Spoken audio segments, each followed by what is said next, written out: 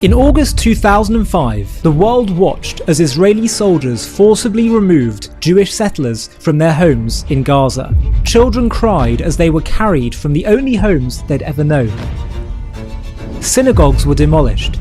Greenhouses that had fed thousands were left behind as gifts to the Arabs of Gaza. This is the story of Israel's grand experiment in peace, a unilateral withdrawal from Gaza that would test whether territorial concessions could lead to coexistence. 20 years later, the results are in. And they tell a story that every advocate of the two-state solution must confront.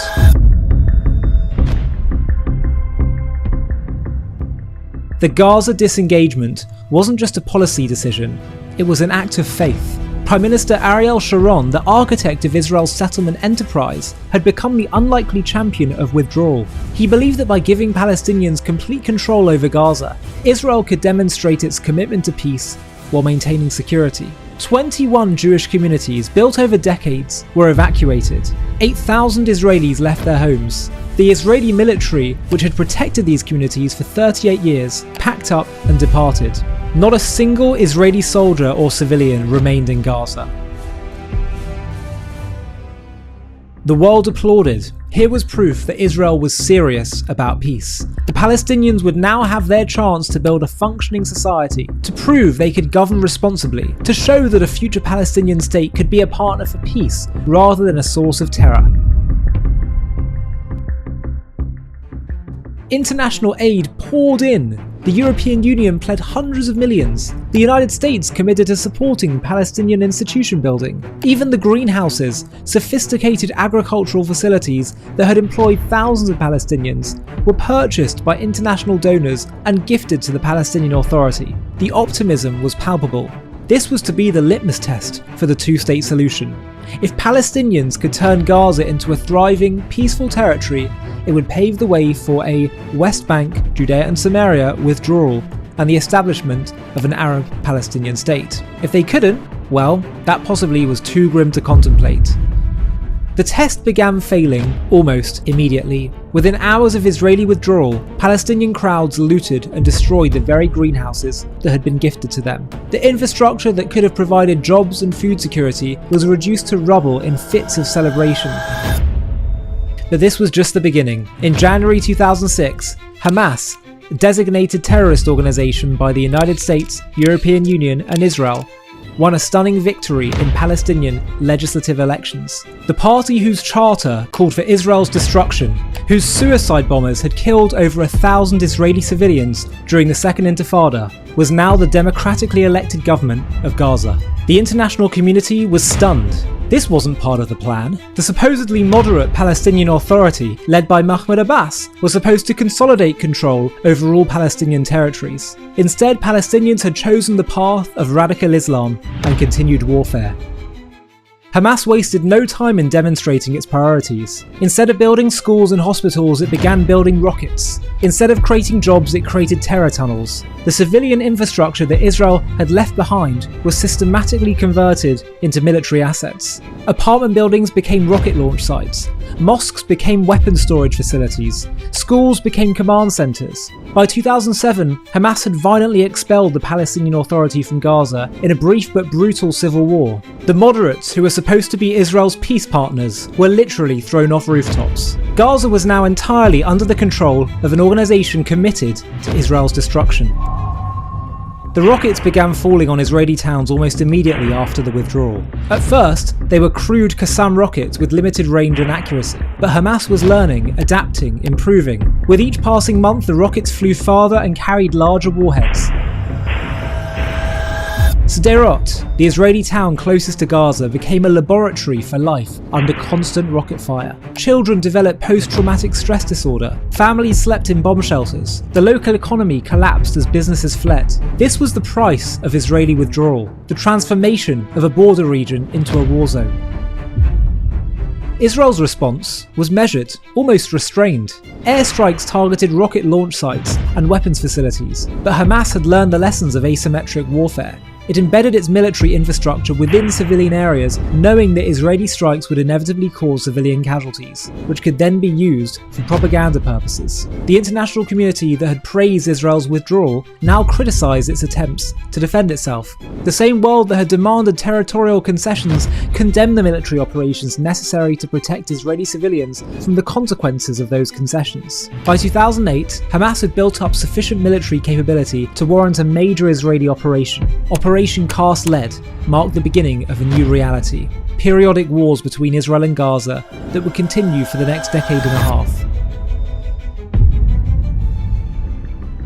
The pattern was established. Hamas would build up its military capabilities, launch increasingly sophisticated attacks on Israeli civilians, and Israel would respond with military operations to degrade Hamas's capabilities. Each round of conflict would end with ceasefires that Hamas would eventually break. Operation Cast Lead in 2008, Operation Pillar of Defense in 2012, Operation Protective Edge in 2014. Each operation demonstrated the same reality. Hamas had no interest in building a peaceful society. Its only goal was the destruction of Israel, and it was willing to sacrifice its own people to achieve that goal. The human cost was staggering, but the strategic implications were even more profound. Gaza had become a terrorist statelet, a launching pad for attacks on Israel that grew more sophisticated with each passing year. The territory that was supposed to be a model for Palestinian statehood had become a cautionary tale about the dangers of territorial concessions to extremism. Meanwhile, life in Gaza deteriorated. Instead of the prosperity that peace could have brought, Gazans lived under the rule of a theocratic dictatorship that diverted resources from civilian needs to military preparations. The siege imposed by Israel and Egypt in response to Hamas's military build-up created additional hardships, but Hamas's priorities remained unchanged. Even as its people suffered, it continued to prioritize the destruction of Israel over the welfare of its own citizens. The true test of Gaza's intentions came on October 7, 2023. After 18 years of Israeli withdrawal, after billions of dollars in international aid, after countless opportunities to choose the path of peace and prosperity, Hamas launched the most barbaric attack in Israel's history. Over 1,200 Israelis were slaughtered in a single day. Babies were burned alive, women were raped and murdered, entire families were wiped out. Concert goers were hunted down and killed. The elderly were kidnapped from their homes. Children were taken hostage. This wasn't resistance, it was genocide. The attack was planned and executed with meticulous precision, designed to inflict maximum civilian casualties. Videos of the atrocities were shared on social media by the perpetrators themselves, proud of their work. The international community that had pressured Israel to withdraw from Gaza in 2005 now witnessed the fruits of that withdrawal. The territory that was supposed to demonstrate Palestinian readiness for statehood had instead become a base for launching the worst terror attack in Israeli history. The 240 hostages taken on October 7th, including babies, children, and elderly Holocaust survivors, became symbols of Hamas's true nature. A movement that claims to seek liberation had revealed itself to be nothing more than a death cult. The Gaza experiment is over.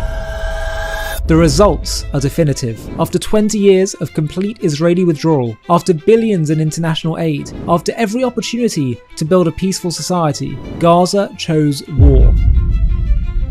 Not just war, but genocide. Not resistance, but rape and murder of innocents.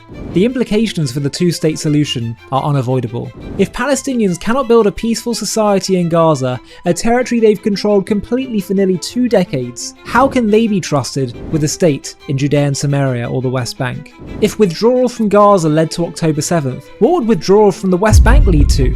The advocates of the two-state solution have no answer to the Gaza test. They cannot explain why this time would be different. They cannot guarantee that a Palestinian state would become another Gaza, another terrorist statelet dedicated to Israel's destruction.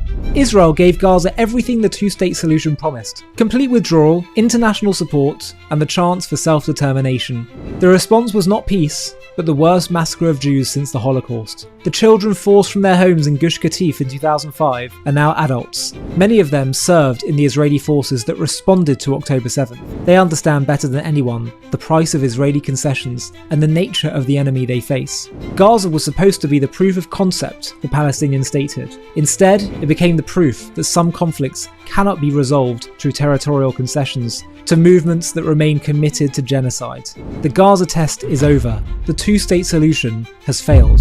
The only question now is whether the international community will learn from this failure or continue to demand that Israel repeat the same dangerous experiment. For 20 years, Israel waited for Gaza to choose peace. The wait is over. The choice has been made, and the world must now confront the reality that some dreams of peace are nothing more than nightmares of war. Before we finish, I just want to share with you something really important. We are told that Israel's actions are the cause of the Israeli-Arab conflict. But we've just released a groundbreaking documentary proving that Arab Islamic Jew hatred far predates Israel's re-establishment. This is a critical fact that everyone needs to learn about. Have a watch of our trailer for our new JTV Plus documentary entitled Arab Anti-Semitism Before Israel's Re-Establishment. Picture yourself, it's 1834 and you're a Jew living in Tzfat, which is a northern city in Israel, then under the Ottoman Empire. Your family is part of this ancient city's spiritual heart for generations. You study Torah, you trade in the market, and live quietly among your Arab neighbours. But one day, a mob storms your street, shouting, "Kill the Jews!" Your home is looted, your synagogue burned, your loved ones beaten. This isn't about Israel. Israel won't exist for 114 years. This isn't about settlements, the IDF, or the 1948 displacements. This is raw, violent hatred aimed at you for being a Jew. And it's not just in Palestine, it's part of a centuries-old story of anti-Semitism woven into Arab and Islamic history, from the dawn of Islam to the streets of Hebron. The claim that this conflict began with Israel's creation, the Nakba, or modern policies, is a farce, a distortion that collapses under history's magnifying glass. Welcome to JTV Plus. I'm Ollie Annisfeld, and today we're uncovering a history too often buried, the relentless anti-Semitism among Arabs in Palestine before 1948, rooted in a broader Arab and Muslim hostility that began with Islam's inception in the 7th century.